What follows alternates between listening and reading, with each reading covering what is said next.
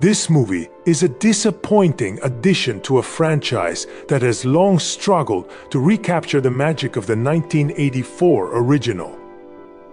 This sixth installment feels like a cynical cash grab, stitching together recycled plot points from its predecessors with little innovation or heart. Despite the promise of uniting Ralph Macchio's Daniel LaRusso and Jackie Chan's Mr. Han, the film squanders its potential, delivering a rushed and disjointed mess that lacks the emotional depth or thrilling action that made the series iconic. The story follows Li Fong, a kung fu prodigy who moves from Beijing to New York City with his mother after a family tragedy. Li's arc is painfully predictable. He's a fish out of water, falls for a local girl, and clashes with her one-dimensional ex-boyfriend, Connor, a karate champ with no discernible personality. The screenplay lazily rehashes the classic Karate Kid formula: new kid, new city, new rival, and an inevitable tournament, without adding anything fresh. A subplot where Li trains Mia's father, Victor, a former boxer indebted to a loan shark, briefly hints at originality, but is quickly abandoned for the same old tournament climax we've seen before.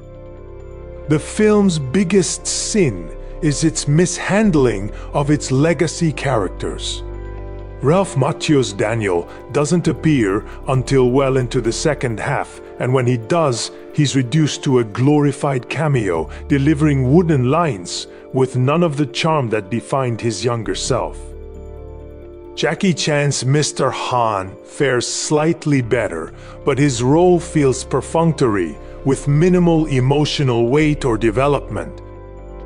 The much-hyped connection between the two, linked through a forced two branches one tree metaphor, feels like a marketing ploy rather than a meaningful narrative thread.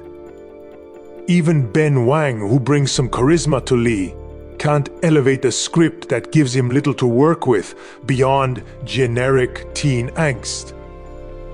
Visually, the film is a letdown. Shot in Montreal masquerading as New York, the setting lacks authenticity, and the fight choreography is sloppy, undermined by quick cuts that sap the action of impact. The climactic Five Boroughs tournament, which could have been a dynamic showcase, is rushed through with little build-up or stakes, feeling more like a made-for-streaming special than a theatrical event. The soundtrack, peppered with ill-fitting pop songs and lazy cues like California Love, only adds to the disjointed vibe. At just 94 minutes, this movie feels both overstuffed and undercooked, cramming in too many cliches while neglecting character development or emotional resonance. The 2010 reboot, for all its flaws, at least tried to reinvent the formula. This film just sleepwalks through it. In the end, this movie is a forgettable retread that proves this franchise needs more than nostalgia to stay relevant.